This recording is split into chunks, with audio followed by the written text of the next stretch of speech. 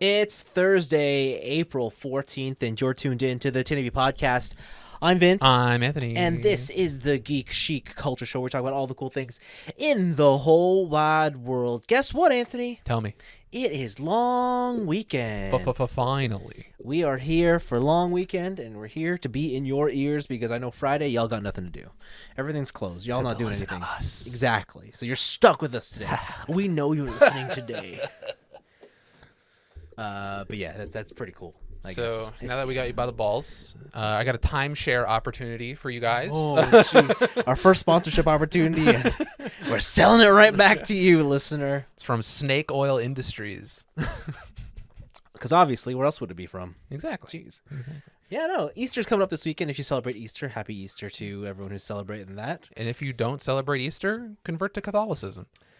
Or not, just do what you're doing. There's no other option. Actually, I noticed a lot of people I know are actually doing Ramadan right now. Yeah, I was going to say the fasting one. Yeah, I felt so bad because I asked a coworker. Sucks. I was like, hey, you want to come for lunch? I'm going to grab some stuff. And she was like, no, I think I'm just going to chill here. I'm like, you suck. I said that to her. Yeah. And she's like, you're racist. No, and then she's like, well, I have to be fasting. I was like, oh, fuck. Uh-oh. I look like an asshole. I'm a bigot. I was like, I'm an asshole now, aren't I? She's like, no, it's fine. But yeah, I felt kind of bad. So you came back and ate in front of her. Absolutely. Yeah, of course. Had to. I got fried chicken. So there's no way to get out of that. What? Because for Lent, you got to give up something for like a month. But like every kid in Catholic school is like, well, I'm going to give up Lent for Lent. Hell yeah. Like there's no like loophole there. What do you mean? There's like no way to get out of Ramadan, like get out of fasting. Okay, there's a difference between breaking the rules and just believing in your faith. Like, it's up to you. Like, the only person you're cheating is yourself. Like, Yeah, true. Like no one's gonna punish you for breaking Lent or breaking your the fast. man upstairs. No, let's be real. Like, it's not like it's a. Like, yes, you have to be. It's your religion. Mm-hmm. But it's really within you and yourself and your religion. I guess. True. Like, if you break it, who cares? Like, All right. the only person who's going to judge you is you. No, I'm not. Exactly. I'm not going to judge me. And if that's the case, then you never cared in the first place, so why'd you even do it? Because I love my grandma and she was a hardcore Christian, so I did what she wanted me to do. So then, so what you're telling me is you never cared. I believed in my grandma. That's what I'm telling you. Did you? Oh, God. Did you? Oh, God. Is my grandma real? Shit. Anyways, Where is she now, huh? Maybe there wasn't really a funeral, huh? Oh, Maybe no. she's not actually dead. Maybe she never existed. She just wanted to get away from you. Exactly. She's in the Bahamas right now. Probably. I wouldn't doubt it. Living life. Yeah. Anyways, we got a packed show for you guys today. Hell yeah. Lots of things on the docket. But first up, we got a movie review coming in. We saw Everything Everywhere All at Once, starring Michelle Yeoh. Yeah. And Who is the husband? I don't know, a bunch of like smaller actors. So the thing is, he's not that small. In America? Okay, I'm going to tell you what he was in. Okay. And so I'm going to fuck up this name. Ke Huy Quan? Okay, if I just say, how about we just say this? He's not a household name. He's not, but he was in household movies. So he was in Indiana Jones and The Goonies. As the kid? As the Asian kid in both those movies. Oh. Yeah. And then he took a break from movies for like 20 years. And he was like, I want to come back into movies. Because apparently he saw like Crazy Rich Asians. And he's like, oh, shit. Hell yeah. Now's my time. I want to be in these Asian movies. Okay, cool. Yeah. Well, I know he's back. Yeah, I guess. I don't know. I don't know who the daughter was played by. I don't know who she is. All I know, the biggest name actor here is actually Jamie Lee Curtis. I forgot her name for like the longest time. I was like looking at her. I'm like, I know this woman. Who is she? What's her name? Yeah. And I couldn't like put a finger on it. Yeah, she does a great job in her role. But yeah, why don't you get what's this movie about? Everything, Everywhere, All at Once is the story of a Chinese immigrant. Is it? It is. Okay, sure. She comes from the China. Wow. Right. And she has an established life in a laundromat. We learn that she ran away from her family with her husband to live a life of the American dream. They bought a laundromat, and they've been doing this for years. And you kind of meet her in a very, I guess, impactful section of her life where everything is busy. Life is not really what she imagined it would be. It's not really what she wanted it to be. And she's constantly bogged down with all kinds of problems with her business, with her marriage, her family. Her daughter's a lesbian, and as a immigrant, it's probably a problem. What part? The lesbian part. Sure. Right. And it's just everything's not going right until one fateful day on a trip to the IRS. Her husband turns into a different version of her husband. And it turns out that this version of Michelle Yeoh this version of Evelyn is her name in the movie, is the only version in all of the multiverse that can stop a universe jumping supervillain. And Evelyn and Michelle Yeoh's character has to navigate this newfound power, has to balance her own family life, and has to balance what she wants out of life throughout the whole movie while dealing with supernatural dimension hopping stuff. That's basically the gist. Okay. And then from there, it gets buck wild. Now, I know for a fact you love this movie. This movie's movie of the year. All right. If I don't like, this is gonna be hard. It's gonna be a hard thing to beat. So tell me why you loved it. This movie has like successfully combined like 5 genres into one movie, and I have no idea how the writers, the Daniels in this case, have managed that. It is somehow a comedy, a love story, a superhero movie, a romance, and somewhat of like a thriller horror all in one. And they have managed to take all these genres, put them into a story that is just as varied, and tell a very relatively simple human story about your life decisions, about being happy with where you are and letting go of the past, letting go of regret. And they tell it in such a fantastical way that it almost like amplifies the importance of that simple story. Okay. Yeah. It's extremely unique. It is like honestly nothing I've ever seen before, maybe other than their last movie, Swiss Army Man, which was kind of equally as weird. Yeah. With Daniel Radcliffe. Yeah. And it is such a break from what I've seen in the theaters lately. A lot of theater movies now are not this experimental, like not even by a minor margin. For sure. Usually if stuff is in the theaters now, it is a Marvel movie, or it is something safe, maybe like a simple rom-com or whatever, or another big budget action movie. I think I would disagree with you, but okay. Yeah. But the stuff I've seen, at least, it seems like they know what the market wants, and then this like market safe movie is very apt for a theatrical release. Yeah, like the only reason I say that is because movies like this, like these smaller independent films, always come out. It's just whether or not you've been made aware of them. Yeah, right? That's also true. And a lot of them, I'm not saying that these types of movies don't exist. Yeah, but a lot of them do come out like straight to streaming. No. A lot of the more interesting movies I've seen, and the smaller movies, have been like Netflix originals or whatever, Amazon, whatever, right? Stuff that takes a little bit more of a risk because they're smaller budget, and then Netflix will just be like, yeah, just make us more content for our stuff and make it exclusive to our platform. Maybe. I don't know. I feel like the amount of like really unique independent films have mostly remained the same. They don't get the highlight, like definitely do not have marketing behind them. Yeah. But I think they are pretty consistent. Yeah, there's a couple. There's obviously like exceptions to the rule. Like I think the latest, who's that guy that did the Grand Budapest Hotel? I forget. Damn, I forget his name. But yeah, he did The French Connection, and his movie, like, it came out in theaters. Yeah. People saw it, right? Didn't have that much fanfare. But Wes Anderson, that's his name. like the latest Wes Anderson movies still come out. Like For sure. there is still stuff, but it is nice to see a kind of smaller movie done by a smaller team with a very unique premise get a worldwide theatrical release.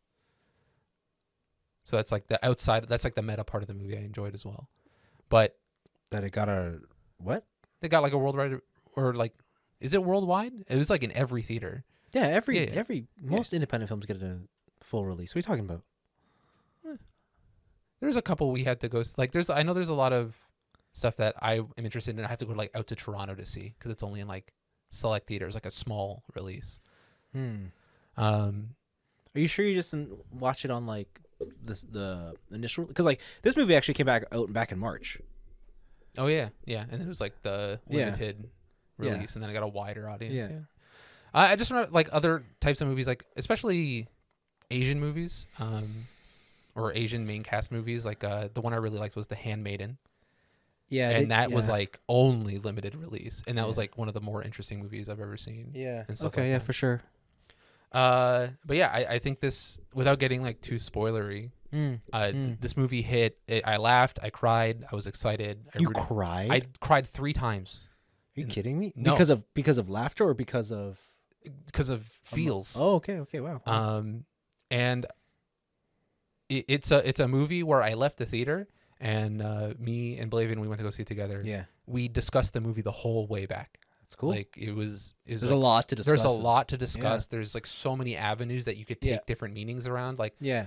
my big one was that it's like a big social media analogy, Yeah, for sure. right? And Yeah. just being happy with your life and not looking at everything everywhere all at once to see what you missed out on and what decisions you made wrong and stuff like that. I loved it. I don't know. It's just great. Without actually getting into spoilery specifics, it's just a fantastic movie. For sure. Yeah. Yeah, for sure. Yeah, I think I more or less feel the same way you do, but just not on the same magnitude. Okay. Like for me, like if you're gonna say like this movie's magnificent, I would say it's very good. Okay. I wouldn't call it great. I think the number one thing about this movie that I think as an audience member you need to go in knowing is it'll appeal to a very specific type of person. Hello. But if it appeals to you, you will fucking love it. Hell yeah. For everyone else, you might be alienated by it. There was a couple people in the theater we were in where I could feel that certain sections of the movie were very alienating to them. Yeah. Especially during that dog portion. Yeah. Yeah, for sure. Yeah, for sure. Absolutely. Yeah. Yeah. So like there's things about that. But I think for me, I liked it a lot. I have a couple issues with it. I think like, and it's a lot of things that will probably sound familiar if you've been listening to us a lot. This movie is very insane and random, and it's great. And you're right, it has multiple genres, but it's almost too insane for its own good. In that it's so random, but the randomness just comes at you, and half of it comes off as kind of meaningless. Like it's random for random's sake, and that's the kind of shit that I don't. That really puts me off. I think the only part of that felt like that to me was any usage of like sex toys. I mean, sure, yeah, When that stuff yeah, came like on. there's a big fight scene that requires that. Yeah, but when that's really interesting because like when I was like analyzing all the scenes in my head after the fact, like I really do feel that like there were a lot of parts that are, or like every part was pretty key to what the story was trying to tell. So like what parts did you feel that was like random for random's sake, or like just kind of irked you the wrong way? If I say Ratatouille, right? Like there's a lot. Like even the allegory for an everything bagel, or even just like the naming of the villain, or just sitting in like certain settings, like the sitting in a van with something on your head. Like a lot of it is just like they go beyond abstract just for the shock value, but I don't find it that it adds like I don't find it added anything to the story, in the sense that the actual story isn't it's simple, but I would say it's also not that important. as much to the overall experience. The actual narrative kind of gets lost within all the randomness. And I didn't find that, like, there's times where like it got so crazy that I felt like the movie lost its focus, and at that point I just wasn't in it anymore. Like, Interesting. I lost that kind of shit. But I think my biggest disappointment is the ending. Like the ending sequence, the ending where the movie's supposed to crescendo up to this big moment, it just fell flat. Like at that point, you've seen how crazy this movie has been, and it never goes beyond it anymore. Like it just kind of the last third just kind of levels out, and everything they do from that point on is just, it's weird. It's like, I know I just complained that like it's too crazy, and then the end I'm saying it's not crazy enough. Yeah. But it's just, I found it unbalanced in that sense. Well, the whole movie's kind of unbalanced in a certain way. For sure. And like that's just how I interpret it. It's like when they do it, like it's set into 3 sections. Part 1 is everywhere. Part 2 is everything. Yeah. Part 3 is all at once. Yeah. Right. And even those are unbalanced. Like the first part of the movie is the longest, and then part 3 is like for sure. 30 seconds. Right. Yeah. Yeah, it's really interesting because I think I would have a completely different opinion, opposite view, like almost completely, just because the simplification of the end of the story. And I don't even mean the story. I just mean like what's literally happening on screen. Yeah, that too. Yeah, and what's happening on screen. Yeah, that simplification is Evelyn coming to terms with certain things, and even though I'm not going to talk about it, but it's just I feel like that for me, that ending sealed off like pretty perfectly to explain what the story was trying to tell the audience through something insanely wild. Yeah, I don't know. I just thought it was kind of. It's hard to talk around with the spoilers because like I don't even think this spoils everything to do with it. Like I would even say from a narrative point of view, it was kind of lame. That's just what I'm gonna say. But the movie was 100% entertaining. Like I don't think it's a bad movie. Oh yeah, like there's some shit that happens in the movie that's like whoa. It's also like a visual feast. Absolutely, like, this is definitely something I saw when I saw it in the theaters. I was like, I'm glad I saw this in a theater. I don't know if I would say that. I think you could watch it at home and get the same experience. But yeah, like I think the ultimate, I guess, my closing thought on it would be like, I went in, I took in everything, and when I left, it was immediately gone. Really? Yeah. Like it was fun, I liked it, but I don't think I would ever watch. Like I don't think I'd ever think about this movie ever again. I want to watch it again. I want to go for a second run in the theater. Yeah, that's where I'm at with that. Yeah, like it's pretty cool though. Like it's pretty cool. Yeah, I've been thinking about it for like the past couple days. Oh yeah, I haven't thought about it like, at all. Yeah, man, their writing is so cool to me. Like in my mind, like I am the audience where, like you say, it struck me in a certain way, and it's staying here. Yeah, like I knew you would like this when I was watching. I'm like, oh, you'll like this, because in many parts I was just like, oh, this is exactly why JoJo doesn't appeal to me, right? Like it's just off the wall. Listen, JoJo's art. Yeah, okay? No, I'm not gonna deny that, but I can hate art. Yeah, you can. Right? It's true. Yeah. It is your prerogative to hate art. Yeah, and I'm like, some would say hating art is art like, in itself. I'm like, this is the exact type of content that like, fuck, I just, yeah, I don't know. But it's cool. Michelle Kwan's still very cool at what she does. Michelle Kwan? Not Kwan, sorry. Damn. Yo. That's a racist. Why was I thinking the figure skater? Michelle Yeoh. Maybe she's still really good at figure skating. Yeah. I don't know why I've been thinking Kwan, but yeah. Man, Michelle Yeoh's so hot. God damn. In this movie? Just in general. I'm not gonna touch that.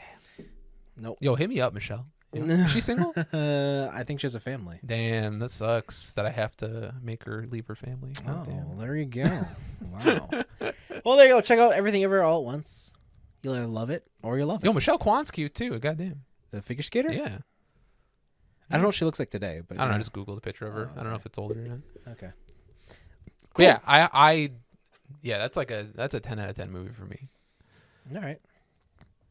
We'll see what happens at the end of the year. No, we'll see. We'll see. Oh, we'll see. We'll see. Let's go on some picks of the week. I got a couple. I got like one video game one or maybe two, but it's more news this week, like actual news. That's what this section's for. I know. So let's start off with the games. Vanillaware, everyone's favorite 2D animation studio out of Japan. Vanilla. They recently made 13 Sentinels in 2020, I believe. And before that, I think they re-released Odin Sphere, Luftrausser. They make very pretty. Luftrausser? Is it? I don't know. I thought it was Leifraschier. Leifenraschier? I don't know. It's something German. Leifraschier. Something German. I don't know. Oh, Luftrausser is the plane game. Yeah, I was like, I'm pretty sure it's not that my one. Bad. Video game expert. I know, right? That's twice today, What a Anthony. loser. Vanillaware makes very pretty 2D games. Usually, they're flawed in some way, but they're very visually appealing. Vanillaware is remaking Grim Grimoire. It is Grim Grimoire once more. This was a game that came out in 2007 on the PlayStation 2. And if I had to explain it, it was like I guess it was like a RTS tower defense where you had multiple levels of a tower and you had to defend your tower from enemies by setting up different units. I think there was some farming in there as well on the fly to get food and stuff. It was a very odd game. It was a very unique game, and nothing else has come out like it since.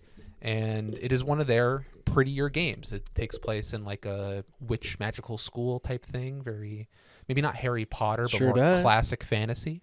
And hopefully, like with the Odin Sphere update or upgrade, they will make some quality of life changes. Well, what do you think this game would need? If I remember correctly, it was very grindy. And they probably need to make some like number tweaks in terms of like progression and stuff like that. And if I'm being honest, a lot of this is just my memory from like 20 years ago. So it's very hazy. But I do remember enjoying it. I did never beat it for certain reasons, like how grindy it was. And I think, I don't know, probably like a Grand Theft Auto game came out and I forgot about it or some shit. But it's cool to see these play, and if I'm excited for it because of the Odin Sphere remake, because that was so good. So it actually fixed the game enough to like, yeah, I'll finish this. I'll play this to the end. Yeah. So right now they only have a Japanese release date of July 28th. That's pretty soon. Yeah, nothing for North America, but it'll probably come out here, or maybe it'll be like a Nipponichi store exclusive or something like that. We'll see. Cool. After that, I think a couple months ago, we were talking about how China was like, our kids are too hooked on games. Oh yeah, Remember like 3 hours on the weekend, 1 hour a day on the weekend, something. Yeah. And then they're also like, people trying listen. You guys make too many games. So yeah. So companies are pulling out. Yeah. So we're banning game industry here, and that's when China was like, well, we gotta invest in Japan. Oh shit. Like, what a crazy call. That's insane. I bet they just saw their economy just tank. Probably. And they're like, we gotta backpedal this one. But China has ended their 9-month freeze on Japan. This is through Reuters and Reuters, however you pronounce that. Okay. Today they've included approval for 45 new games to be developed in Japan. So they stopped issuing renewals last year around July, I would say. And they also included the limiting of games to just 3 hours a week for minors. A bunch of like different ratings board stuff, really strict rules around sexuality, morality, and religion. And yeah, because of that call, over 14,000 game developers closed down in China. So this is pretty big news for the country. The fact that they're only allowing 45 games to be released is kind of crazy, but you can only expect them to either be like state approved stuff or just like, hey, I heard other countries love that gotcha shit. Let's funnel their money into state approved video games. Yeah, that sounds awful. So it does sound awful, but it also sounds very interesting. I want to see what a state approved video game looks and plays like. Okay. Like Xi Jinping Simulator. Okay. So yeah, that's just the news in China. I think the bigger news this week is Jack Dorsey, the inventor of Twitter. He bought an NFT a while ago. NFTs are hot. He bought it for $2.9 million. Well, I hope this is a bad story. And recently put it up on auction. It's a Bored Ape Yacht Club, right? He put it up hoping to get around $47 to $50 million. I want you to guess what the highest bid was at auction before the time limit expired on the bid or on the auction. I don't know, 3,000. $280. Wow. Hell yeah, brother. Good job, society. What an investment. I know it's a little petty, all right? I'm playing the petty card here, but I kind of love it. I kind of love this news. No, it's good. It's great. This is fantastic. I like hearing that. We now kind of have confirmation that NFT bros really are just snake oil salesmen, and they are selling Omega rich people on a dream. Yeah. That's I don't think I've seen a worse investment ever. Yeah, that's wild. Like going from $2.9 million to $280. Yeah, wow. Like, what's the negative on that return? That's crazy. I don't know. It's like negative 10,000%. I don't know. No, it's got to be more than that. Yeah, I don't know. Jeez, wow. The thing is like I like the idea of the blockchain. I think the technology of the blockchain will eventually be something that is implemented in everyday life, especially if companies want to keep pursuing some digital future. No, absolutely. Right? I think so too, yeah. Yeah, to keep this like eternal chain of transactions and whatever, like it's going to be necessary eventually. I hope that it gets a bit more efficient in terms of its energy consumption 100%. You know, but I can see the core of the technology being very important. But absolutely. NFTs, dog. Yeah, God damn, this is great. I love this shit. Man. Just tanked. Fuck yeah. NFTs are fucking wild. Jesus. God damn. So that's good news. All right. And then other good or bad news, depending on what side of the aisle you're on, is that Elon Musk is in the news again. When is he not? When is he not, honestly? Elon Musk recently bought a controlling share in Twitter.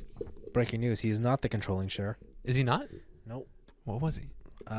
He was at the time. Oh, but as of today, he is not. Okay. He was at the time.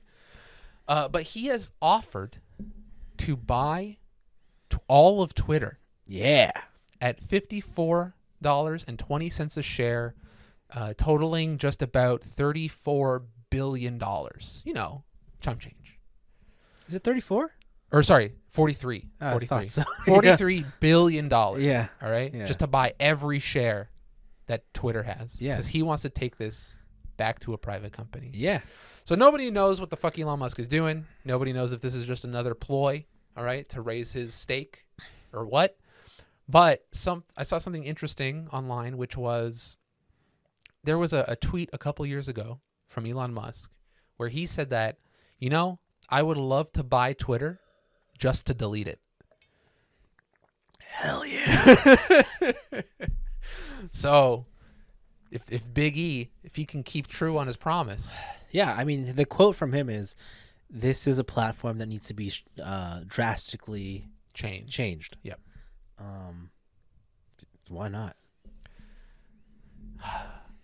He came out also with this announcement. He's like, if my offer is my best and final offer, and if it is not accepted, I would need to reconsider my position as a shareholder. Yeah. So the interesting thing is when he originally bought and became a controlling interest, they were looking for they were obviously going to put him on the board. Yep. And he denied it. Oh, he's like, I don't want to. I don't want that. Instead, I want to buy. That's the power move. That's a $43 billion power move. Yeah, that's insane. And he was like, I'll do it in cash. And how much you can't get more baller than that. I'll give it to you right now. I swear to God. I'll give it to you in cash. I can do it. It's liquid, baby. You want hundreds? You want tens? Bring back the $1,000 bill. That's incredible. In cash. Yeah. He has too much money. No, he doesn't have enough. What? Shut up. No, he doesn't. That- If that offer is not enough to buy Twitter, then he doesn't have enough money. What do you think Twitter would turn into if Elon Musk bought it? Do you think he'd delete it? Do you think he's that much of a wild card? Yeah, I think he'd delete it. Not permanently, but I think he would delete it for a bit. Okay. All right. And then bring it back. With an edit button. With an edit button, with a chronological timeline, and he would go back to 140 characters. Oh, that would be spicy. Yeah, and he would make it so that if he posted a picture, your URL is part of the character count. Ooh, okay. Yeah. All right. Bring back Bitly. Yeah. Bring back all the URL shorteners. Shortly, Bitly. Yeah, hell yeah. Okay, I'm picking up what you're putting down. I like this. Yeah. The last one I actually forgot. This is like really, I guess, businessy news. Okay. Jack Tretton, former PlayStation boss, he's back in the video games. He is setting up a SPAC. Okay. So a SPAC is short for a specials acquisitions company. And what these companies do is that they just acquire smaller companies, and they allow them to have some sort of like almost like an angel investor, but through a company. And the big thing here is that usually with SPACs, the SPAC itself can go public, and people can buy controlling shares in the SPAC. But then that means the companies who the SPAC have acquired are also technically public. So it is an easy. I see. Okay. It is an easier way for companies to get out there and get investors, right? Obviously, SPACs take a cut, right? I gotta make money. Yeah, they have all the connections, they have all the capital, Yeah. and so they're going to take a little bit of a portion. But the cool thing here with Jack Tretton's new SPAC, it is what's it called here? Power Up Acquisition Corp. It is strictly, or what their idea is strictly for gaming. It is to acquire indie studios to allow them to go public and more quickly get funding for their ideas and their games and whatever. I think this is really cool. I'm not going to go too deep into it because it is very business jargon type of shit. But it's on gamesindustry.biz. Check it out. The headline is Jack Tretton brings SPAC to gaming.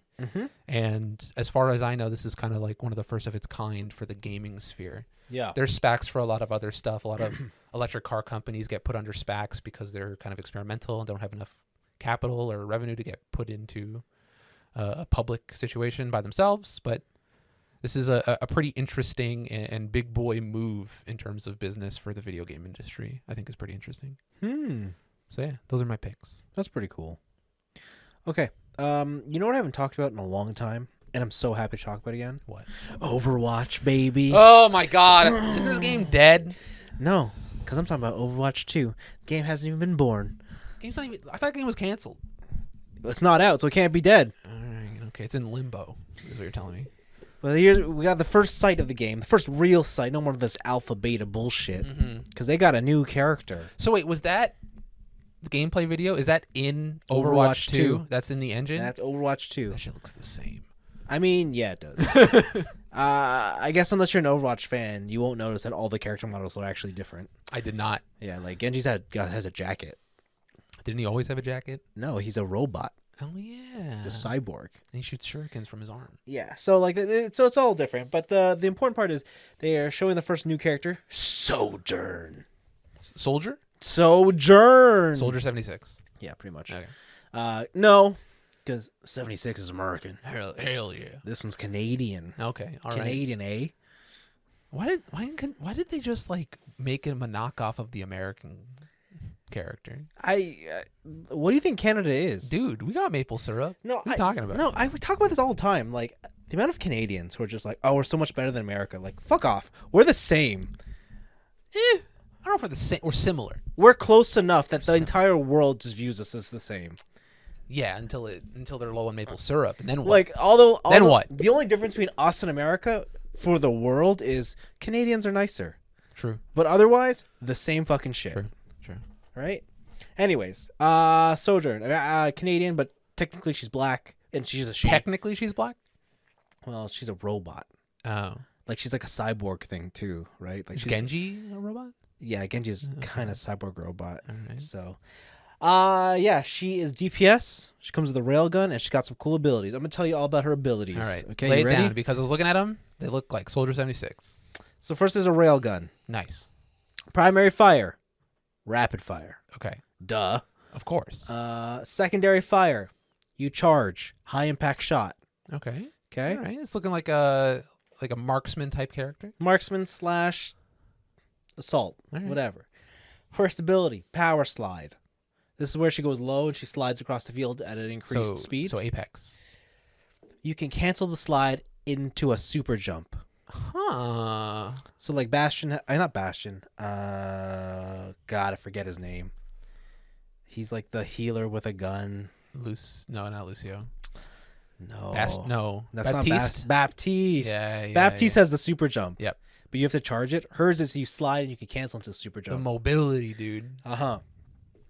She also has this. How come all the black characters have a super jump? White man can't jump. Interesting. She Interesting. also has the disruptor shot. Which is? She shoots this tiny little AoE grenade into the field. Okay. Deals damage and causes slow. Doesn't Orisa do that? Orisa has the gravity. Oh, and it pulls people in. Yeah. Okay. This one is slow and damages. And then her ultimate is called Overclock. And basically, her gun, like I said, the secondary fire is a charge, so you have to hold. It automatically auto charges, and every shot has pierce. Huh. And that's what you saw at the Every shot. Every shot has So pierce. you're telling me there's multiple shots?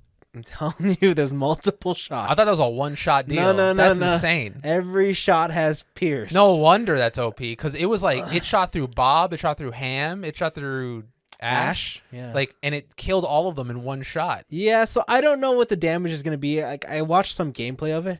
It seems a little powerful. It seemed a little broken. I don't know. Like, if that was a one-shot deal, I could see that. Yeah. But if it's just like you got multiple chances to OHKO a team, like, it's a little crazy. But yeah, it's a new character. It's fun. It's fun to talk over watching a new character. I'm happy. I'm excited. Can't wait to play the beta in like 10 days. it'll get delayed. Don't worry. Shut up. It'll get delayed. In the meantime, the other game I can play is Halo Infinite. Season 2, Lone Wolves is coming. All right. And they have promised a whole host of changes to the game. They heard your complaints and they said, don't worry. This season, we are taking up a new model. And I think what they've said is they're going to introduce a battle pass, but they call it the Infinite Battle Pass. Okay. In that you can always earn enough currency to pay for the next battle pass, and none of your battle passes expire. Huh. So, like, if the season's over, but you didn't earn everything, you can still get it. That's cool. They have new maps, and they've promised that they're going to have more events, like, on the regular. Just as long as it's not Fiesta, because that shit sucks. Right, but they're saying, like, more varied events and more Okay. stuff. And a couple new game modes. And it's cool. It looks like what Halo Infinite probably should have launched as in terms of its multiplayer scene. But it got me thinking, like, I guess the main complaint was that there wasn't enough maps and whatnot. The game's been out for like 6 months, right? Yeah. And I'm like, geez, have we been so spoiled now? Yes. Right? Like, because I still remember playing Call of Duty and like there was only one map pack DLC Hell yeah. in the year that game came out, and I didn't care. I just fucking grinded the same fucking rounds. That's all you need, baby. And yet I fall into the category of Halo Infinite's kind of stale. There's nothing new. Yeah, because I think our tastes have changed. Yeah, absolutely. Where when we were playing Call of Duty before, we were like, we need to get good. Yeah. And we need to learn these maps. I don't care if there's one map, I will be the best at this map. Mm-hmm. Right? But now it's kind of just like, I just want to play Halo and I want to see cool stuff. And I'll throw grenades once in a while. Yeah. So like, yeah, it's cool. Unless you want to start getting into ranked. That's what I play. That's all I play. You want to start learning capture the flag throws, throw flags out of bounds so it lands somewhere else on the map, and then No. hell yeah, brother. Cannot. Let's get the grenade angles. Yeah, that's smart. Yeah. Okay. But yeah, that was Halo Infinite Season 2, Lone Wolves, short trailer. It's coming. Has some cool looking gear. I think I'm back in. I gotta re-download that shit. All right. Okay. A game that I initially not ignored, or at least dismissed, was Fire Emblem Three Hopes, the Muso title for Fire Emblem. Three Hopes? Yeah. Isn't it Three Houses? Three Houses is the first game, Oh. like the strategy RPG. Yeah. Three Hopes is the Muso game. Okay. They showed off trailer 2, and the interesting thing here is the main character that you play, Baelith, appears to be the antagonist. Hell yeah. Although it's probably just a bait and switch, but Most likely. that's cool. But what if they are? Then damn. What if both Byleths exist at the same time, and you have to fight both male and female Byleth?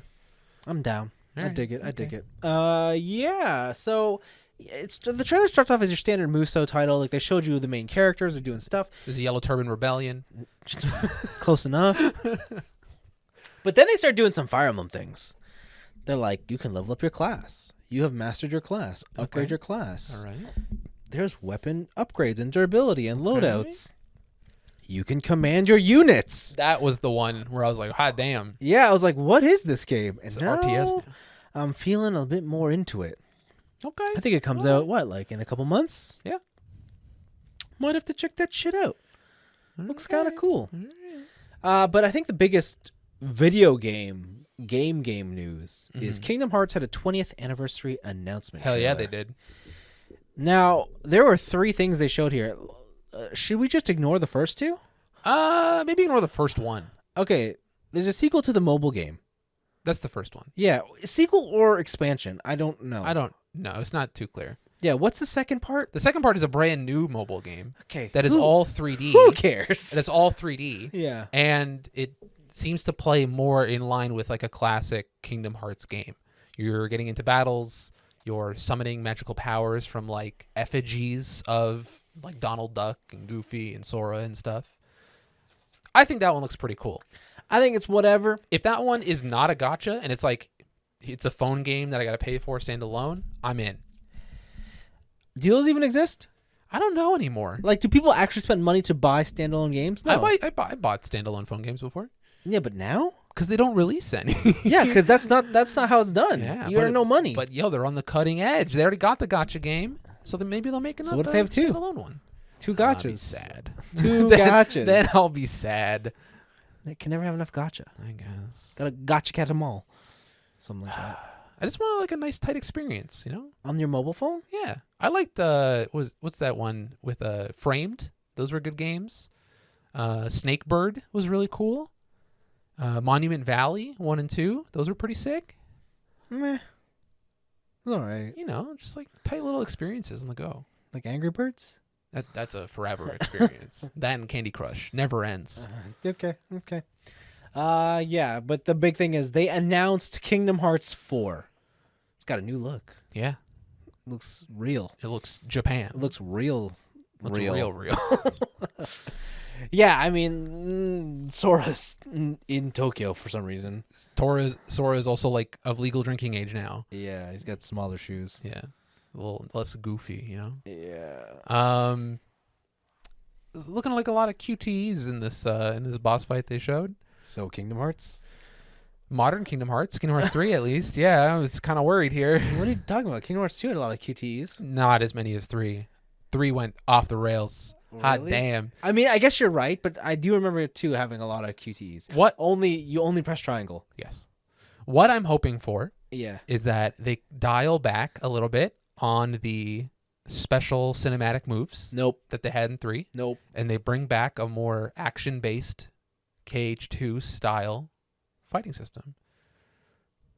Nope. God damn, dude. Nope. God damn. What the fuck? The ship has sailed. Ugh. No one cares about the gameplay. I care about the game. Kingdom Hearts has now become... Let me tell you about the story. Oh, that's you- the worst part of Kingdom Hearts. Have you heard of Ansem? The wise, the great, the evil? Which one? Depends which one you want to hear about. Oh, God, there's so many. The, The young? the old, the mute. Yeah. The one that's locked in Kingdom Hearts, but not really, but he is? How do you feel about castles? What about Scala Al Sanctum, or whatever the fuck that thing is called? Yeah, so Kingdom Hearts 4, to be fair, it's a brand new tale. Mm-hmm. It is the new saga, the Lost Keymaster, whatever the fuck it's called. This is basically... Fresh start. Yeah, Star Wars episode... Whatever. Yeah. So, get excited.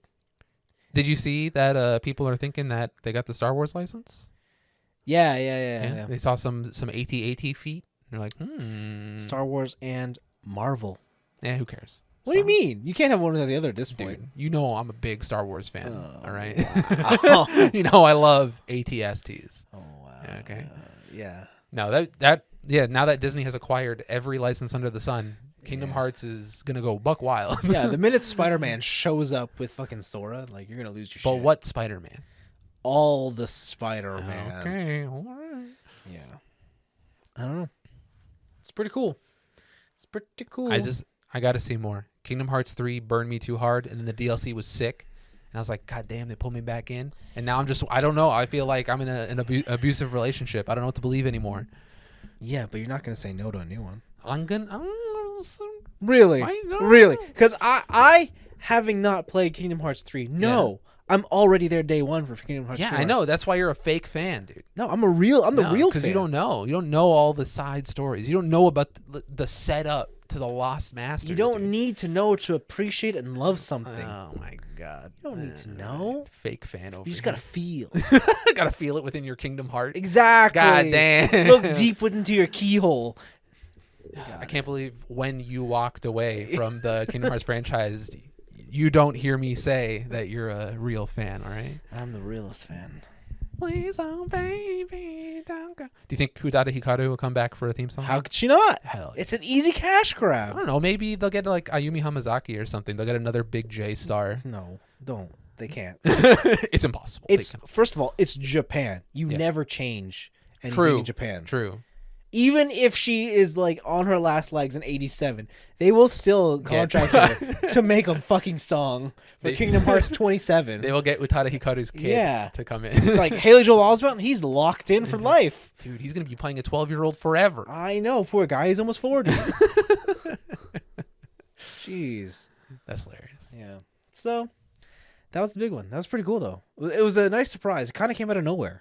But I guess I forgot. Yeah, I really expected the future of Kingdom Hearts to be dog shit, but wow. Like relegated to mobile games and whatever. But yeah, I guess they worked something out with Disney. So I guess they had to. Cool. Do we think there's going to be Final Fantasy in 4? Like, that's the real question. You know what? I'm going to be a pessimist. I'm going to say no. No. I'm going to say that Disney has too much of a stronghold, and they're going to be like, you can have your little anime shit from Kingdom Hearts, but don't bring in the Square properties. I'm gonna meet you somewhere in the middle. I don't think they're gonna have the entire Final Fantasy cast. No, they never have. But I think they're gonna have one world. The Final Fantasy world? No, it's gonna be called Midgard. Oh my! And it's just 7, and it's just 7 remake. That's it. And you get off the train. Yeah, that's it. All right. That's it. I could see that. Only world. I could see that. Yeah. That'd be the worst possible outcome, but I could see that. Wait, that's worse than no Final Fantasy? Probably. Wow. What a hater. What a hater. Why don't you play these games yet?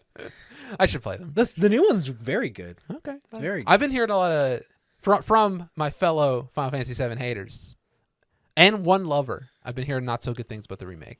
But it's not. I guess it's not. I heard some of the controls are very frustrating in terms of combat when it comes to like fighting flying enemies and stuff. Okay, let me put it this way. Do you like playing Kingdom Hearts? Yeah. It's the same fucking shit. Ooh, interesting. Yeah, Spicy. It's the same thing. All right, maybe I will In fact, have to. you have even more control. Maybe I will have to try this for myself. Yeah. There's definitely But my one friend, QTs. my one friend who's like a Final Fantasy VII purist. Yeah. He's like the ultimate fan. He hates the remake. Oh, absolutely. Yeah, I see, because it's definitely not that game. Yeah, yeah. So for sure. In fact, it's kind of like the closest thing I would say is like it's like the Halo show, where it's like it's absolutely not the original. So yeah. All right. Maybe when I get a PS5, I'll get that in the Intergrade or whatever. Intergrade. Okay, cool. Let's end it there. Okay. Bring it to some emails. Then roll it back to the end, baby. Exactly. All right. Joseph has written in. Yes. And he wants some recommendations. He's jonesing for some recommendations. Since Anthony had mentioned he was looking for some good media involving female UFC fighting on my last question I asked. Do people listen to our show? They don't just ask questions and log off? I thought I'd pass along a super eye patch wolf video recommendation on a manga called Teppu. Teppu. He definitely sold me on it, though I haven't had the chance to read it yet. Least I could do is repay all the great recommendations you guys have thrown over the years. Oh, thank you. Where do you get most of your anime, manga, game recommendations? AniTubers, friends? What randomly catches your eye? What elements will skyrocket something to the top of your priority list? Dude, Pecora gang all day. No.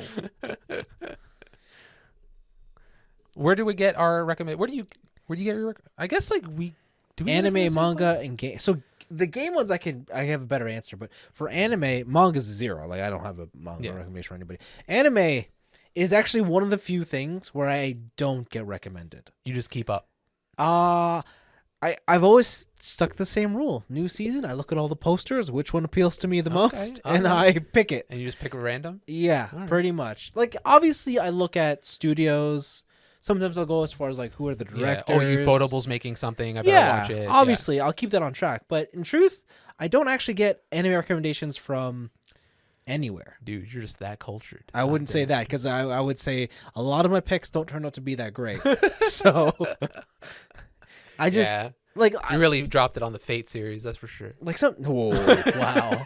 Like sometimes I get some real winners, and then sometimes it's just like this is shit, and I'm gonna continue. Right. Hello, domestic girlfriend. Hello, spicy, the spiciest show. Yeah. As for game, I mean, I still keep up with the gaming industry to a certain extent. A lot of podcasts, and I guess just the YouTube algorithm. The algorithm. It's got me by the balls. It's got everyone by the balls. Even if you don't have balls, just put them there and grab them. Yeah. I would say for anime, my recommendations are you. Okay. Just because I don't really watch or keep up with that stuff. Manga, though, I have from a couple other friends who read a lot of manga, so they recommend me some stuff. But actually, listen, I don't recommend going to this place, all right? But I have gotten some good recommendations from this website. You may have heard of it before. It's called 4chan. Oh, I was going to say, it's either 2chan or 4chan. 2chan's a shithole. Don't go to 2chan. 2chan's a shithole. You never know, though. Oh, my God. Sometimes there's some real gems in there. Yeah. Real rough ones. But 4chan, the anime and manga board, is usually pretty good on that shit. Don't stay there too long because it's a cesspool. But usually they got some pretty good manga recommendations. That's where I got like Boys Abyss, the Tenkaichi, that stuff. Yeah, yeah. Surprisingly, for manga recommendation, Instagram Reels have been very good. What? Yeah. Get out. No way. My algorithm on Instagram has just a lot of manga recommendations where people will just like post art from manga panels. Oh, and then you just look at the art. And then I look at what the title is, and I'm like, oh, this does sound pretty cool, and like stuff like that. So you just kind of go from there. And like you said, Vince, with anime, for me with manga, it is a lot of just like, this looks cool. It's appealing to the eye. I'll read it. And sometimes it doesn't work, and I don't talk about it on the show. Sometimes I enjoy it, and I do talk about it on the show. And in terms of games, I still keep up with game news. Like I know a lot. Like it's really hard now with a lot of indie to coming out that doesn't get a lot. And it's like, oh look, like Vampire Survivors. Nobody talked about it until whatever. So a lot of that too is like what's big on streaming right now. Like what's big on Twitch. What's big on YouTube streaming. Right? What are all the kids playing these days? Yeah. What are they watching Valkyrie and Pokimane play? Yeah. But I still keep up with news. I still have like my choice set of gaming news websites that I check pretty much daily. Which ones are those? I still go to Polygon. I've totally written off Kotaku. Video Game Chronicles is pretty good. Who else is good? Gamesindustry.biz. I really like that. That's the more deep cut stuff. I'm still on Giant Bomb once in a while. Listen to a podcast, see what's going on in their quick looks and stuff like that. Yeah, and maybe I go on some forums. Right. Oh yeah, I tend to check out my gaming news at Forbes. The cultured man, the businessman's gaming. They have this one guy who literally like specializes in mecha toys and shit. Nice. He's my favorite. Okay. Yeah, and then there's the classics. There's like Resetera, and what's the other one? In gaming news? No, the other forum that Resetera splintered off from because I have no idea. It was all like in the 1UP. They always went on that one gaming forum. What is it called? Damn, I don't remember. Oh, where you needed a real email to get in? Yeah. And you couldn't get in? I couldn't get in. Oh, I bet that must have ate at you. It's killed me, dude. Yeah. NeoGAF. NeoGAF, that's the one. Yeah, so NeoGAF and Resetera, there's still a lot of people who go there. Waypoint's really good once in a while. They have a lot of good editorial. Is it good? Yeah. Like I'm gonna say it's more misses than hits, but once in a while they have some pretty good like editorials that are now, are you reading these sites because you like the content they're bringing to you, or because they give you just the news? I'm reading Polygon because they give me the news. Okay, yeah, because that's why I have IGN. Because if I just want the news, I find IGN's the best conglomerate for getting everything. Probably. You're probably right. Yeah. It's just I don't like anybody on. Yeah, but like I don't read like. But like yeah, I have this like kind of wide. I even read like websites that don't like mostly like Vice, like Waypoint, just because they give me a different perspective on like what's happening. They'll highlight certain things that are different from other websites. Lately with like Elden Ring and shit, not really. It's just Elden Ring all day. Here's how to beat the Tree Sentinel or whatever. I beat that guy. Did you? Level 1? Wretch? Level 1 Wretch? No way. Tree Sentinel run? No, I was like level 100. Did you see the speed run record for that game now? Yeah. It's under 10 minutes. Did you see the... Oh, God. There's a person out there, and their name is literally Let Me Solo, and it's called Let Me Solo Her. Like, that's his username. Yeah. And he shows up at the door to the final boss. And he just solos and he the final solos it for you. That's hilarious. He's doing like runs. What the fuck? Yeah, it's amazing. That's so sick. Hell yeah. So you just sit on the side, and this guy just solos the last boss for you. Dude, I used to do that in MMOs. Yeah. So in Guild Wars, when you made new characters, you had to run to different city centers. Yeah. And what I would do is I had this ranger. It was literally called the Runner. Yeah. And I would get level 1s. I'd tell them it costs like X amount of gold for me to run you to Lion's Arch, which is like the main hub city. Yeah. And so give me half now, and then half when we get there. And I would just do that. I'd be like, stay at the portal, don't move. And I would just run all the way to Lion's Arch so that they could warp properly to the main place. Cool. It was pretty sick. Yeah. But yeah, I read a lot of these things to get back on topic, just because they offer a variety of different opinions. Yeah. And sometimes I think those opinions are bad. Sometimes I think those opinions are good. Yeah. But very rarely have they been all bad, which is why I stopped reading Kotaku. Yeah. Actually, I'll say something. I do get some recommendations, like for games and anime, sometimes via Twitter. Yeah. Like just going through the feeds, being like, "What's this shit you're watching or playing?" And it's like, "Oh, that's kind of cool." I follow our listeners, and sometimes they'll have some like cool retweets and shit. Okay. Sometimes I'll peek in. I'll be like, "What's going on in the toy front over there? What's happening on Vince's Twitter on timeline?" And see some people throwing some links up. Yeah. Stuff like that. Yeah, it's pretty cool. Yeah. It's a lot of exploration. That's how we get our stuff. Yeah. To be honest, yeah.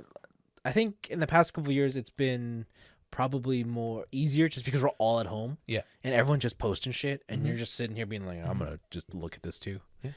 But yeah, because I've been finding that now that I'm going back to like office life again and commuting, I actually have no time to check my socials anymore. Let me tell you about a secret internet trick that you can use to get all your feeds in one place. This sounds disgusting. It's called an RSS feed. Google killed that years ago. I know. Just make a custom RSS feed to get all the headlines to your one directory. I have that. It's called Feedly. Oh, damn. Yeah. Just make your own, dude. Be free from the man.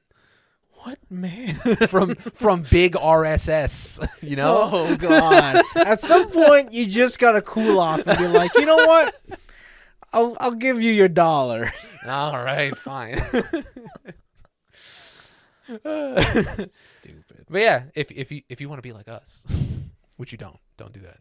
Don't be like us. Yeah, just sometimes pick things at random. Honestly, like just pick up a book, dude. Take a chance. So you know how I find a lot of my music? I go to the library and I judge a CD by its cover. Oh wow. Yeah. Yeah. Okay, makes sense. Yeah. I just listen to the radio. That's terrible. Don't do that. Actually, I listen to the digital radio. I listen to the radio too. 91.1 Jazz. I don't even know actual radio stations anymore. 102.1 The Edge. I have no idea. Really? No. I just go on Apple Music, or before it was Spotify. 101.5 The Hawk. And it's just, this is the station. I'm like, all right, cool, whatever. All right, cool. This is the anime station. I'm here. Cool. Nice. Wicked. Awesome. You want to take this next from Paul? Yeah, I do. All right. Paul has a question to chew on. What are some things that are now obsolete that you either thought were the peak of advancement or that they were evergreen and would never go away? I'll tell you something that is obsolete now that I still use. GPS. No. Oh. MP3 players. Oh, fuck. Well, hold on. You mean specifically like a dedicated MP3 player. Then I would put a GPS thing in the same category. I never thought that there would be a day where your phone would get so powerful that you could have everything in one device. Yeah. Like the thing is your GPS, it is your music player, it is your social media, it is your internet browser, it's a game console. Yeah. It's anything you could ever want it to be, and most people only use like 10% of their phone. It's so much more powerful than anybody has the capability of using it for. But I still use my iPod Touch. For sure. Yeah, for sure. What else do you think that was evergreen or you thought was the peak and could never get better? I always thought that like the Palm Pilot would stick around for a long time. What is a Palm Pilot? What was the Palm Pilot? Whoa, am I that much older than you? Palm Pilot. Oh shit! This was like, you are that much older than me. Oh no! Yeah, this was at a point where technology was advancing so quickly that I think that I was just a bit too young to have this latch into my brain as like a technological memory. Okay. Damn. Yeah. I thought those, like, when I was younger, I was like, fuck, can't wait till I can buy one of these. And then by the time I got to the age, they didn't exist. Yeah. I was just like, oh, we have smartphones. Yeah. And now we have smartphones we just throw around like they're garbage. Yeah. So $1,000 phones that we get for $50 a month. Yeah. And then it's like, yeah, just toss it over here, whatever. It's good. That's still wild to me. Yeah. Things that are obsolete now, peak of advancement, and they were evergreen and never go away. I guess the easy answer for me is a watch, like a traditional wristwatch. They have been at the peak of advancement since like the 60s. Yeah. Let's be real. iWatch. And they've never gone away. It is one of those things that I don't know if the analogness can be replaced. Probably not. Right. Probably not. And also, like, you said this before to me, but like watches now are just like a pissing contest of engineering. Oh, absolutely. I'm just like, we made this in the most complicated and complex way you could ever think of. Yeah, I know. And also, you'll never see it because it's encased in steel. I know. Like, I love that. I just love the whole idea behind a modern watch today. It's like, it's just engineers being like, well, you think you use 20 cogs? Well, I use 25 cogs. Suck my dick. Like, it's just like one of those, like, it's literally one of the few things, besides from just straight out jewelry, that is like, nah, this is just fuck you time. Like, if you see, it's like, it's literally just a fuck you watch. Yeah. Like, that's it. That's all its purpose is. Probably not even set, not even wound. It's just there to look cool. The amount of people who are like, yeah, I don't know, it's dead. Yeah, like that shit. And I'm like, okay, well, cool. I recently, not recently, but I got my Nintendo's pocket watch. Yeah. I'm like, I should bring back. That's cool. That's cool. I should get a chain for that. I was gonna say, you can wear it on a chain put on a waistcoat so you can wear it on the fucking. I should. Jeez. I should. Because it still works. It's wind up. You click the top and the lid pops open. Yeah, you should check what the the accuracy on that is. It's probably dog Are shit. you like losing 5 minutes a day? Yeah, like, probably. I wouldn't doubt it. It's just from World War II. Oh, you know it's taking a beating. Yeah, I mean that's cool. Before the rise of electric vehicles, I thought that cars would always be like gas powered. They would just get more and more efficient. Yeah. Until you're like, oh, I put a drop of gas in. That's what I thought. Yeah. I thought that's what the goal would be. But I didn't realize that like engine efficiency would hit a capacity limit so early in terms of what can be done. Like, I think the most advanced combustion engines are still only 50% efficient in terms of converting fuel to power or energy. Sorry. And those are hybrids. So like pure gas cars are still, I guess it's kind of hard to contain an explosion. yeah, but like it's like, and don't get me wrong, it's crazy. Like you buy a gas powered car today and compared to ones that you get even from like the 90s, world of difference. Oh, for sure. Absolutely. But my Ford Taurus does not get as many miles as a new car. Yeah, but still, it's crazy to think that technology really hasn't moved on. Like it just explosion in a giant steel block. Yeah, combustion is just whatever. Moves a piston. I guess like you'd have to like lower speed limits for it to be more efficient, right? Like in that way. So I don't know about if that's the cause. Like, because what gets lost in the combustion is you get heat and you get noise. That's where most of it goes. Yeah. But converting those two into usable energies, like sound-powered engines. Yeah, like when you hear a really loud car, that doesn't necessarily mean it's fast. It just means it could be. It's expending a lot of energy. Yeah, it's wasting a lot of energy. That's why like the fastest cars in the world, love it or hate it, are silent. Right? That's why electric cars are so fast because they're so efficient. Because they're just converting electricity into power. Yeah. But even electric cars, I don't think that they're at the peak of advancement. I think that not they even have a close. long way to go. And I don't even know if electric in the way that we know of it today will be the everlasting technology. Nuclear powered cars, baby. I think now, especially because we're older and we just have a better understanding of the world, I don't think there's any more technology that I see today and being like, we're going to keep this forever.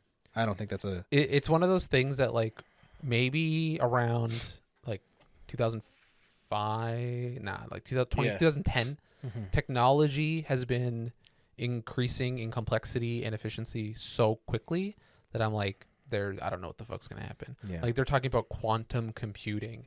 Like they can't make chips faster because the diodes are so tiny that electricity is escaping and jumping to other ones in ways that they've never imagined before. No, absolutely. And shit like that. Like it's crazy. Yeah. Like it's insane. I think something that's been stagnant for the past couple of years, or not couple of years, but a couple of decades that kind of blows my mind. No. Is anything to do with like sound engineering. Okay. Like the idea that we're still running these cables, these XLR cables. It's the best way. Yeah, I know it is. But it's been this way for how long? Wireless HDMI when? Exactly, right? Like I'm amazed that we still run cables for a lot of under the ocean media creation or content consumption. Yeah. It kind of blows my mind. To be honest, I thought we would have been at that stage where we don't have video game consoles already, but we're not. I don't know. I don't know if that's gonna be for a while, unless you want a monopoly. I do. Yeah, I don't know, but yeah, it's cool. I don't know. I'm not too sure. The future's weird. Yeah. In the rule from living these past couple of years. Yeah. Nothing is evergreen. Almost nothing. Yeah. That's true. I don't think except for this podcast, baby. No. Oh wow. Oh, that's 90 years old. Bleh. Welcome. We got a new mobility scooter review. Bleh. Whatever. Anyways, let's go to our weeks. Let me start things off. Okay. I've watched 3 episodes of Moon Knight. Ooh, you continued. Yes, I did. Because I have that subscription. I might as well use it. You know that thing in the first episode where like, oh man, it's cool how when he blinks and then he just kind of teleports because he doesn't know? Yeah. And we're like, they won't do that again? Yeah. They do it again. Oh, they do? Under different circumstances. Huh. And it's really cool, and it absolutely explains a lot of the character. Nice. I don't know if the show's gotten more interesting for me, but it's got me hooked enough to be like, I'll see it through. Okay. I'm glad to see that it hasn't just like completely fallen off after like 3 episodes. Yeah, like there's parts of it where I'm like, oh, this is kind of just fucking lame. Okay. But a lot of it is pretty cool. What I will say is that on the other side, I've been watching Halo. And Halo is awesome. Okay. All right. Cortana, as we have seen in the first 2 episodes, it's not her final form. And when she gets to her final form, All right. it's literally Cortana from the game. Oh. Like, same voice actor and everything. Okay. You thought seeing Master Chief take off the helmet was groundbreaking? Cortana takes off her pants. Master Chief takes off his pants. What the fuck? And you see his ass. Why? Dude, I'm not going to tell you why. Dude, I'm tired of males being objectified in media. All right? It's fucked up. Dude is jacked. I mean, we knew this. Like, I just saw his face. I'm like, that guy's jacked. Like, I know, but like, let me tell you, he bears it all. Oh, God. Okay? How big is Master Chief's dick? That's what I need to know. What is the circumference of his balls? Let's just say it ain't a needler. Oh my God. I fucking hate you. God damn. End the podcast. What the fuck? Oh, that's so dumb. Got him. Oh, I hate it. But it's a good joke. Why? It's such a good show. I think Why this are show we is here? so awesome. Just to suffer? This show is so awesome. God damn. I love this All show. right. It's so good. Yeah, absolutely. You know, I went back and I looked up like what the original Halo games were about. And to be honest, it's actually not that far off. The only difference is I would get the legs blown off. I would say that whereas in the first like the original games, because you were so focused on like being the hero, Mm-hmm.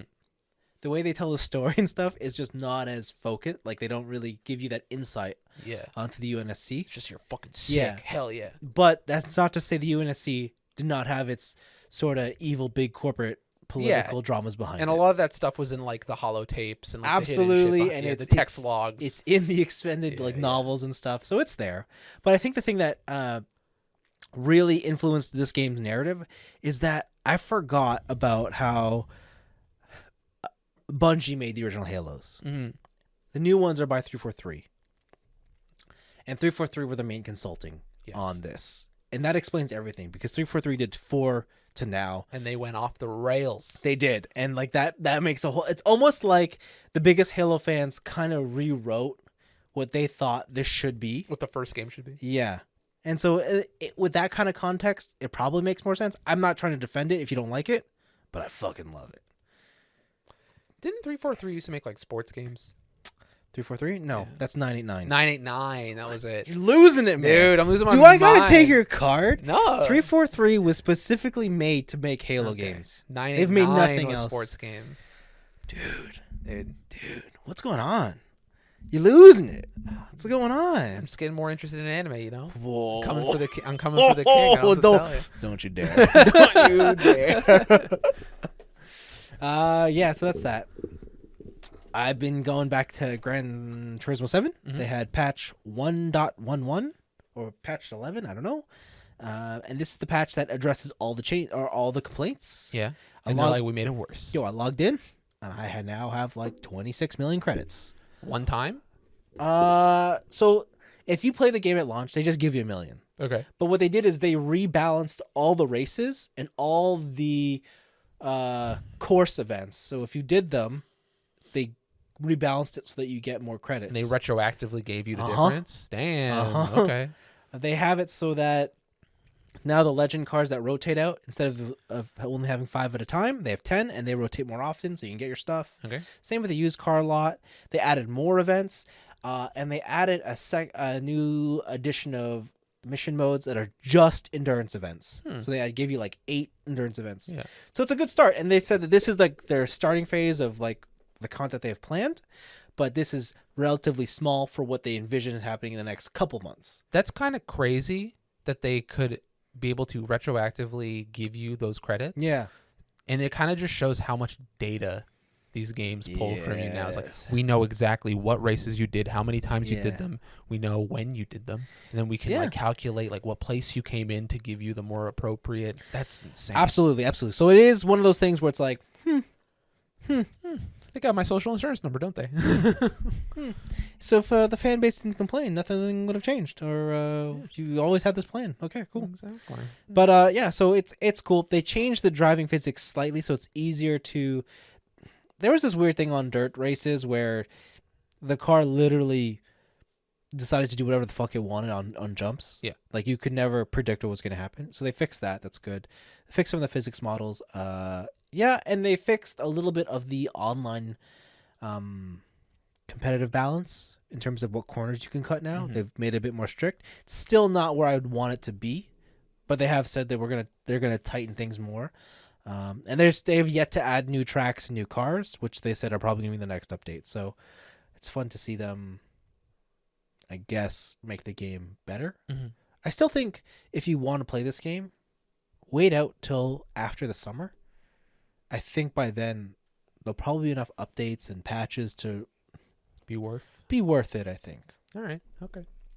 But the big game I played was the beta for Gundam Evolution. Dude. What? I didn't play any. Oh, I didn't play any. Anthony, do you like Overwatch? No. But do you like Overwatch? Like, it's fun for a little bit. Well, this game is Overwatch. Oh, God. Oh, no.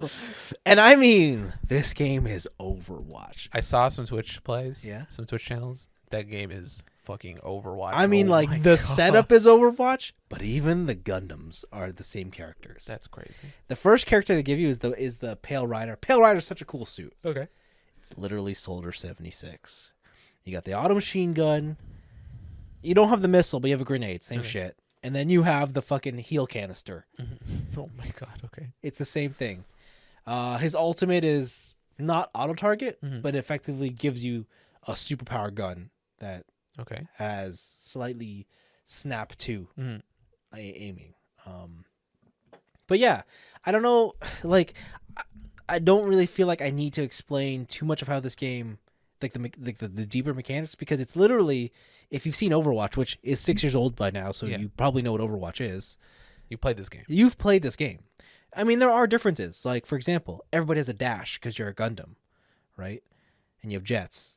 You also have the ability to glide because you have thrusters. Mm-hmm.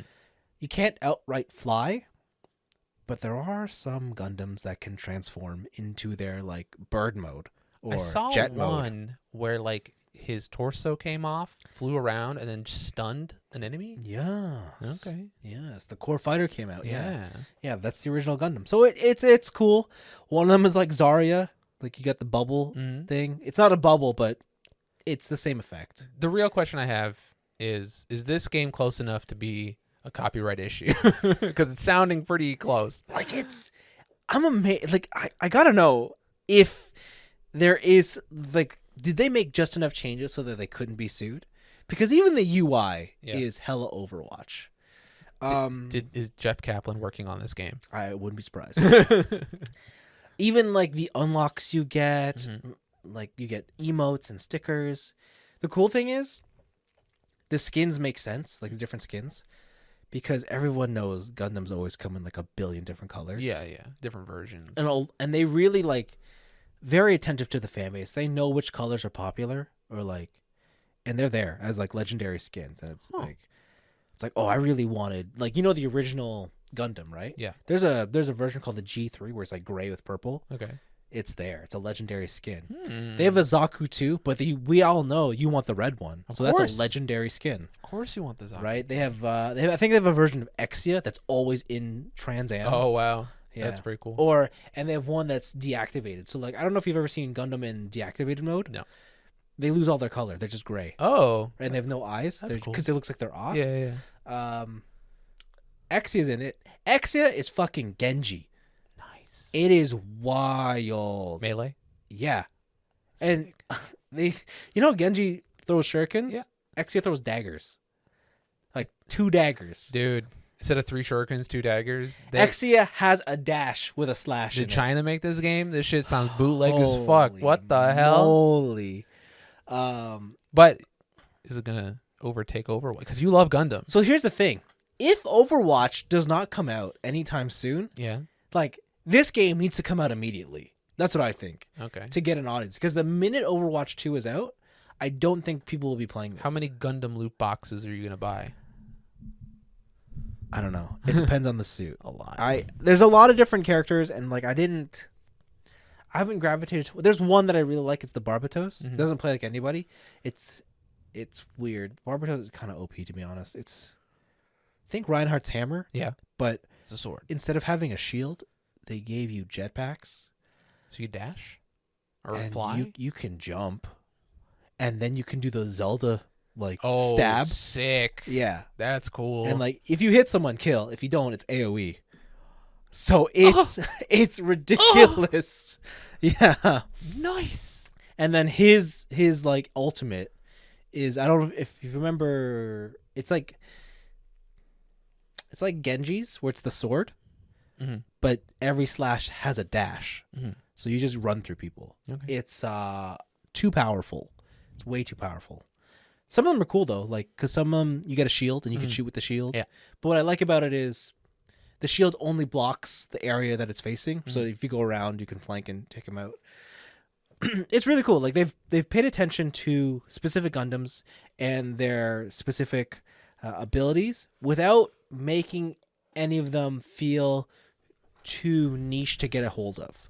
And it sounds right? like they're not like too changed from what you think they could do in the show. Absolutely. Like if you play the X and you're like, oh man, I just want Trans Am, you got it. It's there, right? Okay. If you wanted to play the original Gundam and you wanted the mace, it's there. Like, it's cool. I have not seen a lot of beam sabers, which is kind of weird because the game doesn't have a quick melee, which is so even up close, you're just shooting people. Yeah. Weird. And it's so weird because like I felt like it was missing something, and then I realized like, yeah, how come there's no beam sabers? Like beam sabers are Staple. Yeah, I would say like that's probably more important than any gun that's in Gundam. Yeah, because that's a quick melee thing, right? Yep. But the only melee options are Gundams whose armament is melee, which like Exia or Barbatos, but otherwise, none. So that's a little weird. I have to admit, it's not as polished as Overwatch. Like when you play Overwatch, you're like, oh, this is definitely This is a multi-million-dollar game. Yeah, like people like someone was tasked to make sure that there's not a jagged edge on this wall. Gundam Evolution does not have the polish. It's the beta. It is the beta. But I'm surprised it doesn't look like, I'm surprised it looks as, I don't want to say it looks bad, but it definitely doesn't look like Overwatch. It doesn't even look modern. Oh. Like I would say it looks like a last gen title. Looks like a Warhawk. Doesn't look bad. Okay. Doesn't look that bad. But it definitely looks like a base PS4 game. Okay. Okay.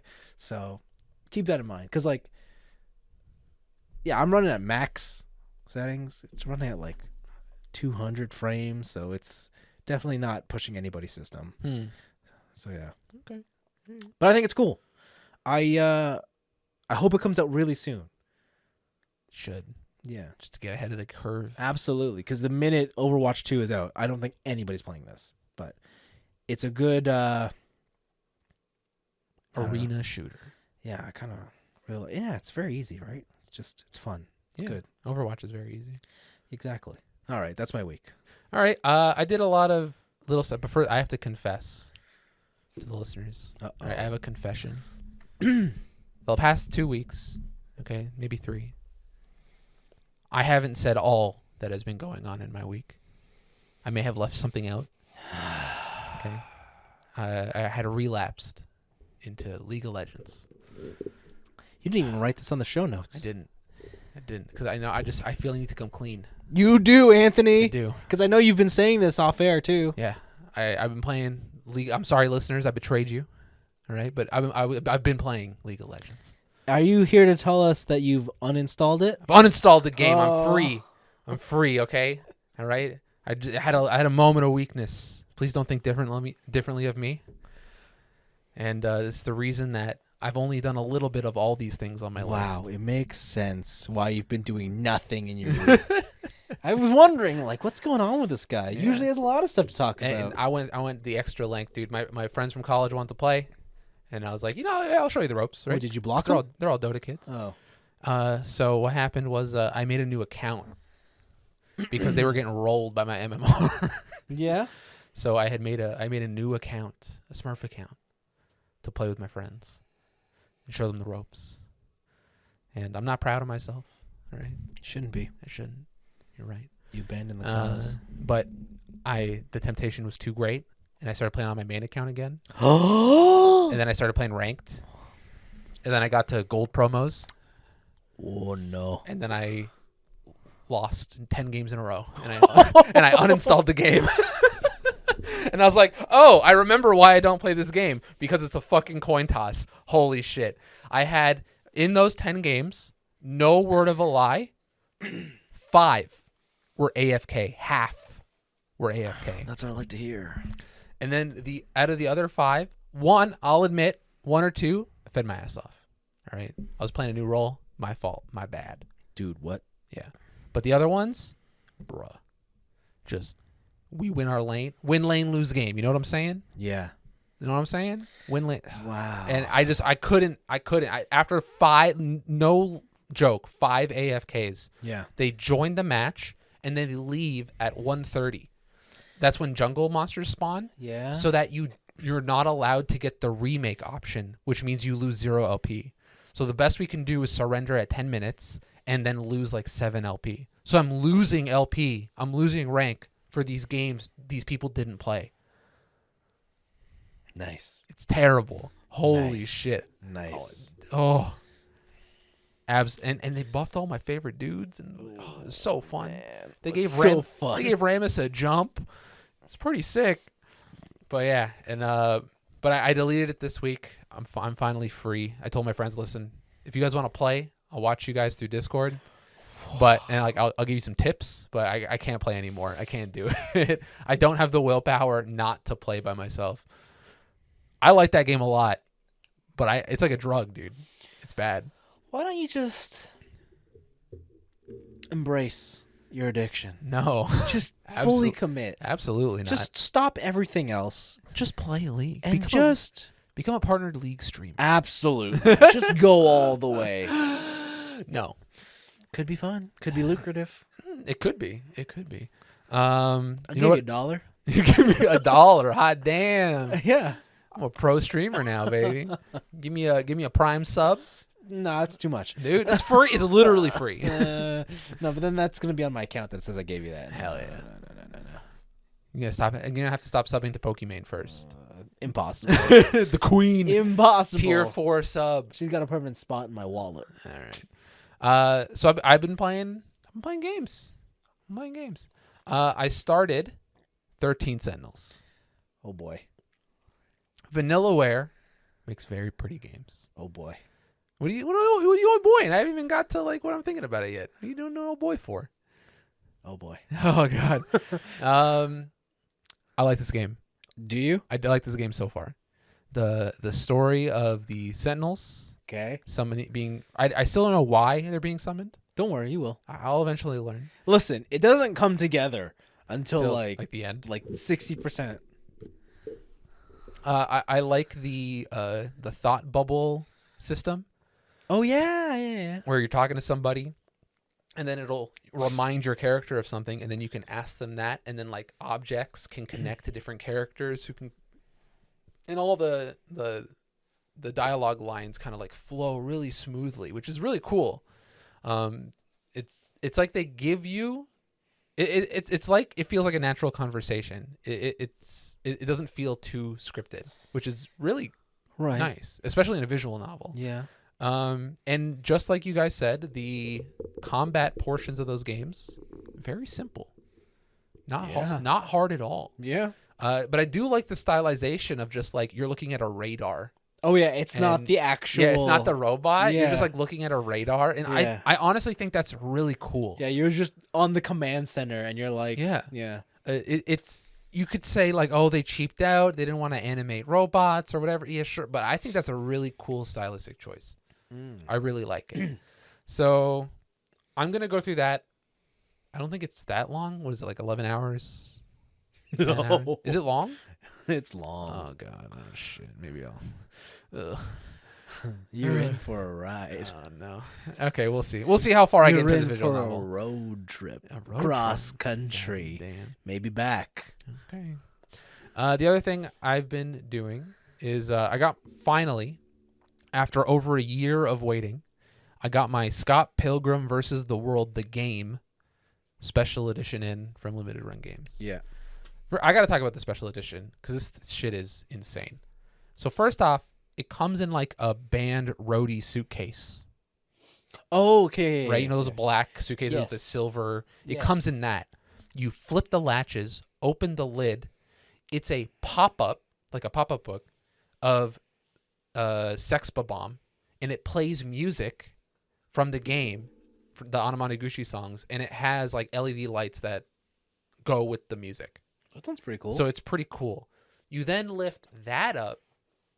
It comes with 2 drumsticks, and on the drumsticks are animation cells from Scott and Ramona. yeah. It's got this really sick in-depth art book. They did an interview with the creator, John Lee O'Malley, talking about the game, how the game it kind of took over his life after it was delisted and stuff like that. Like really in-depth behind the scenes shit. That's really cool. Soundtrack, all this cool shit. It's just like a really well put together edition. I really like it. It's almost like a display piece. Like I'd put it on top of a shelf and take it down and do all this cool stuff. Yeah. But the game, I forgot how hard that game is in the beginning. Yeah, it is pretty tough. As a beat 'em up, like beat 'em ups are usually kind of tough, but in this game you level up. You can get different snacks. You use your Canadian loonies to go buy tacos in Toronto and do a bunch of cool stuff. But starting off that game at level 1, I forgot how kind of unforgiving it is. Pretty weak. It probably doesn't help that I think I started on hard just because it's like I beat this game on normal before. I'll go back and do whatever.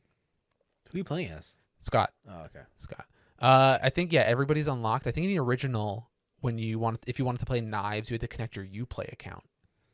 I forget. Yeah. I couldn't tell you. Yeah. But in this one, Knives is just there. But they got everyone. They got Steven Stills. They got Ramona, Scott. He plays Knives. Who's the drummer girl? The redheaded, his ex-girlfriend. I forget. Yeah. She plays her. But that game is beautiful. Like the pixel art in that game is second to none. Holy moly! It was cool when it came out. What's the guy who did that? It was like Scott. This was originally on the PS3. Artist. Yes, it was on the PS3, and then it got Paul Robertson. Paul Robertson does a lot of not safe for work pixel art. Well. Yeah, but the stuff he's doing here is insane. I forgot just how detailed the world is when people take damage or objects take damage. Like the amount of animation in just each character, each object is crazy. Love the way that game looks. And the Anamanaguchi soundtrack is just a banger. Like everything. Cool. Yeah. It's if you don't know who Paul Robertson is, he made a lot of like older Flash animations that are crazy. I think the one I really like is Pirate Babies Cabana Battle Street Fight 2006. Oh wow. Yeah. Okay. I think what's the other one? It's like 10,000%. What was that one called? I can look it up later. But he just makes a lot of like really off the wall surreal pixel art, and his skill like shined in this game. It looks very pretty cool. Very good. I'm really enjoying it. I got to World 2 before I put it down, but I'm pretty sure this game is significantly easier if you're playing with somebody. Oh, I wouldn't doubt it. Because that's how I remember that's how I played it. Yeah, and I think I only played it with other people. Yeah, because I've So- never played this game solo, so I don't know if it scales. But yeah, It's a little brutal. Okay. I'm not gonna lie, it's a little Yeah. brutal. And then the last thing I've been doing is because the big spring sale happened or is happening on PSN. okay.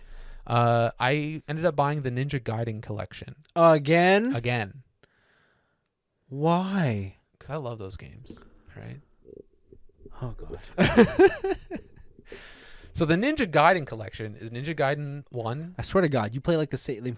You literally just play 5 games. Dude, what are you talking You about? play League, Okay. and then you play this. Ninja Gaiden 3 Ninja Gaidens. Yeah.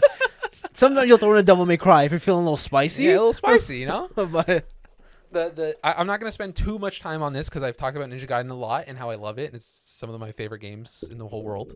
Oh, I know. I've been there for all those conversations. Yeah. The Ninja Gaiden collection is Ninja Gaiden Sigma 1, Sigma 2, and Razor's Edge 3. Oh, so the good ones. Debatable. So Razor's Edge 3 is Razor's Edge is not better than is the best version of 3. I was gonna say is for sure. Oh, okay. But in the Ninja Gaiden community, I see what you're saying. You're saying Black is better than Sigma. People love Black, and people love OG Xbox 360 too. Okay, fair enough. Because there are some differences in those games. There's no bonus boss fights. You don't play as Rachel. You don't play as other characters. And B, people feel that the games kind of are more streamlined. They run better. Fair enough. Right. I would agree. But then you can't get Black on PlayStation. You cannot. You can get Black on the Xbox Backward Compatibility store. Yeah. And you can play it. It's like 4K upscale. That sounds cool. It's sick. It's very cool. But I personally, I like the Sigma games better. Mostly better than the originals. Okay. Mainly because I do like the Rachel content in 1. I think the Demon Hunter stuff is very fun. It's a lot different than Ryu. You're not flying around doing teleports and shit and Zuna dropping people, but it's a lot more methodical. Like you're flipping over people. I remember the first time I unlocked her. I was like, this game is so hard now. Yeah. How do I play her? I have to relearn. Yeah. Oh god. In Ninja Gaiden Sigma 2, there's no gore. They took out all the blood. Did they really? Yeah, in Sigma 2, they took out all the blood. Like when people get decapitated, it's like a pink mist that comes out of their head. Oh, right. There's less enemies on screen, so you're not facing like 30 people at once. Okay, I didn't know that. Just because I think at the time to use the updated engine they were doing, like the PS3 couldn't handle that many characters on screen, and even the 360 couldn't handle that many characters on screen. Yeah. So they went for a more stable frame rate rather than just like chaos. For sure. So that kind of sucks. Yeah. But I do like some of the additions they made of like new weapons and new bosses. You fight the Statue of Liberty. That's pretty sick. Okay. I mean, yeah, sure. Right. Take our victories where we can. Sure. Yeah. I think the big gore thing is a shot in the face there, but that kind of sucks. That is weird because like when I think of Ninja Gaiden, all I think about is the gore.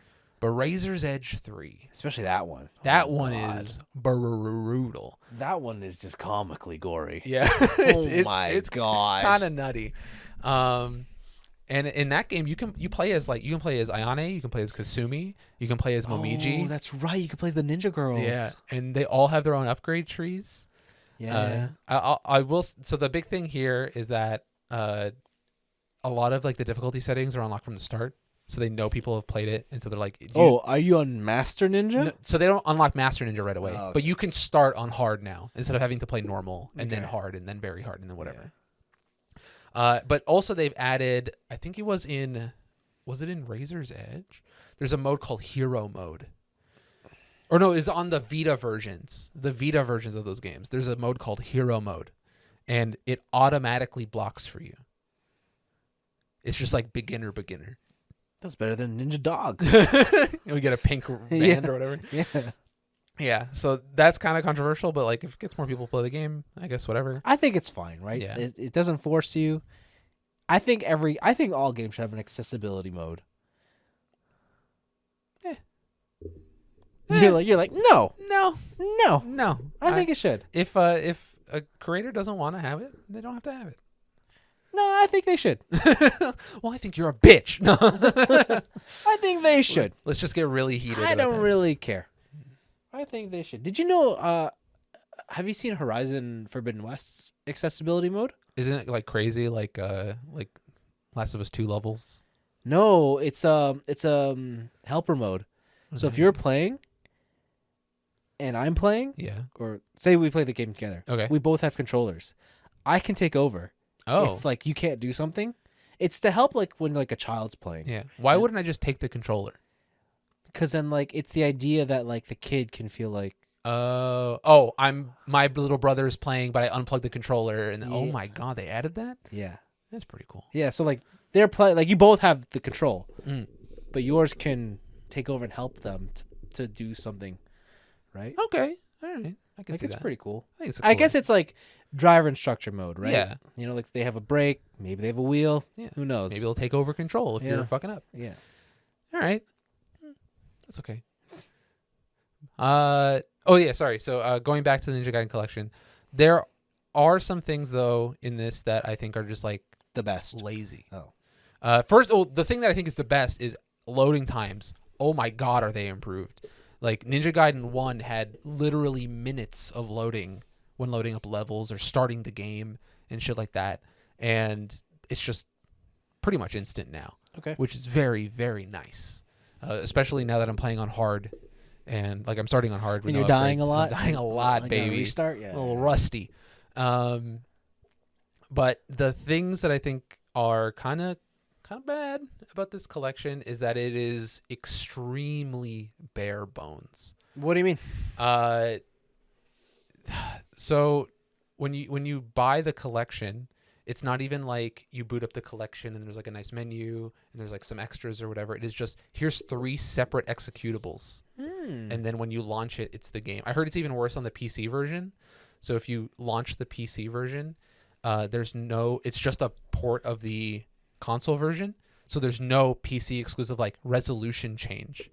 Oh. If you want to change the resolution, you have to set it in the Steam launch options. And the game doesn't launch in full screen. You have to drag the screen down, press the window button. Oh my god. So on the console version, it's less of an issue. Man, PC gaming, everybody. I know, right? It's less of an issue, but I still wish there was a little bit more, you know? Also when it comes to a collection, I wish there was like some extras. You get some art or like some behind the scenes stuff or whatever. This is really just a rushed product. I think the biggest one for me is they do not allow you to skip cutscenes in all the games. So in Ninja Gaiden 1, no matter how many times you've played the game, you must watch all cutscenes every time. Okay. And I'll admit it. Story in Ninja Gaiden, it's not good. All right? Yeah. You play that game for the gameplay, all right? No one cares about the Dark Dragon Blade and the Lord of Doku. What are you talking about? Exactly. See what I'm That saying? is pinnacle of gaming narrative. Shut up. Makes everything everywhere all at once look like trash. Doku killed me, but then an eagle came and now I'm alive and it doesn't explain why. See? Beautiful. God, that is art. There's just a lot of stuff that they could have improved and that they just decided not to. And there's a lot of added value they could have put in these collections that they just didn't. But as a diehard fan of the Ninja Gaiden series, if they allow me to load a level in under 5 seconds, I'm there.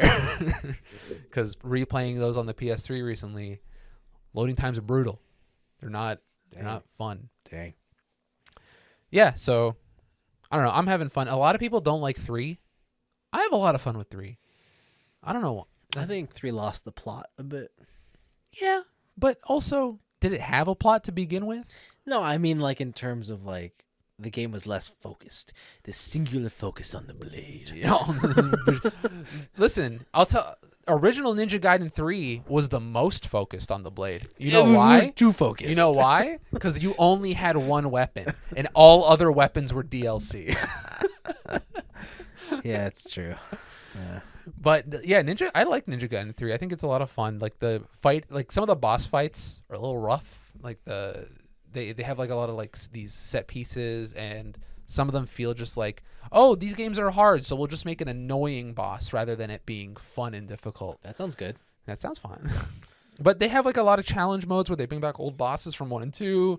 They have a lot of different weapons. The costumes, you play as all Ayane and the Ninja Girls. Those are really fun, and they all have their own unique way of playing. They have the challenge modes and stuff like that. I don't know. I think on sale, this is not that bad of a product.